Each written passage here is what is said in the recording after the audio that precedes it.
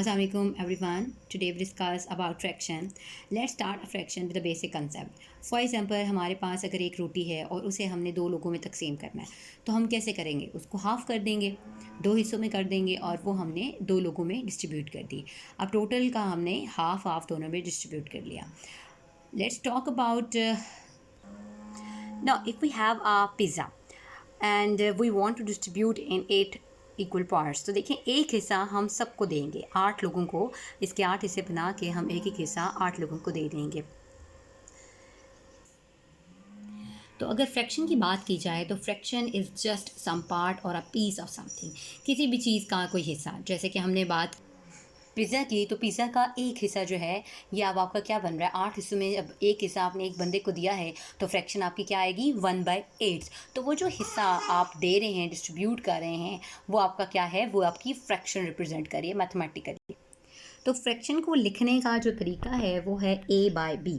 अब a part जो होता है ना, टॉप वाला पार्ट, जो टॉप पार्ट है उसको हम न्यूमरेटर कहते हैं और जो b है that is a bottom part, उसको हम डिनोमिनेटर कहते हैं। अब न्यूमरेटर क्या होता है, डिनोमिनेटर क्या होता है, लेट्स डिस्कस इट।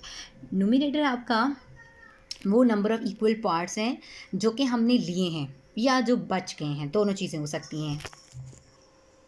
जैसा कि हमने पिज़्ज़ा का एक हिस्सा लिया, अब 8 हिस्सों में से वो जो एक हिस्सा लिया है वो एक हिस्सा क्या है, न्यूमरेटर है, और वो जो 8 हिस्से बच गए हैं या जो टोटल हिस्से थे, जो टोटल हिस्से थे 8, वो क्या हैं, वो डिनोमिनेटर हैं। अच्छा, बात करें अगर बचने वाली चीज़ की, तो देखें पिज़्ज़ा के 8 हिस्से, तो उसमें सिर्फ हमने एक हिस्सा लिया है, ठीक है।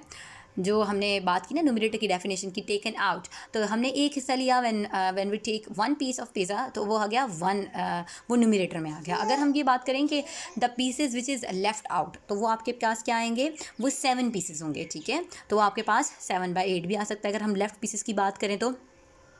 लेकिन अगर हम लेफ़्ट पीसेस की बात नहीं कर रहे, हम सिंपल पीसेस की बात कर रहे हैं, तो वो 1 आएगा, ठीक है, 1/8। And if we are talking about the left pieces, तो वो 7/8 आ जाएगा, ठीक है। वो जो 7 है वो आपका क्या आ गया, वो न्यूमरेटर आ गया। Let's talk about denominator. तो डिनोमिनेटर अभी जैसे मैंने एग्जांपल में बताया कि total number of equal parts होते हैं जिनको होल को जिसमें डिवाइड किया जाता है। जैसे कि हमने बात की पिज़्ज़ा को हमने 8 हिस्सों में डिवाइड किया, तो वो हमारे पास डिनोमिनेटर आ गया। अच्छा, एक और बात अगर हम फ्रैक्शन के बारे में डिस्कस करें तो वो ये होगी कि b is never ever be equal to 0। अब a/b होता है ना, तो फ्रैक्शन में हमारे पास ये कंडीशन होती है कि b 0 नहीं होना चाहिए। अब देखिए क्यों नहीं होना चाहिए।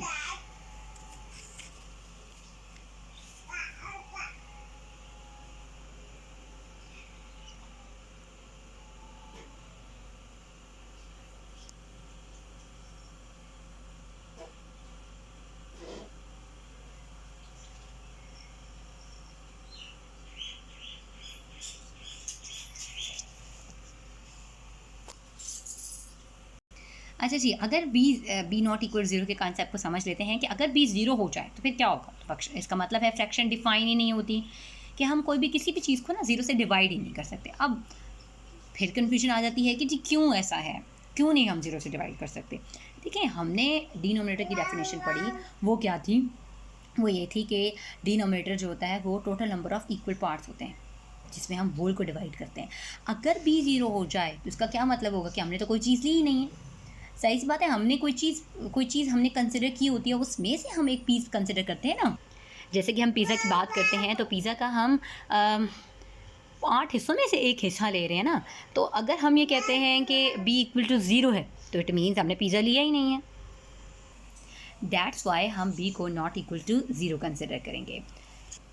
Let's talk about the examples of the fraction, ठीक है। अब फ्रैक्शन में मैं एग्जांपल ले रही हूँ एक स्टार की।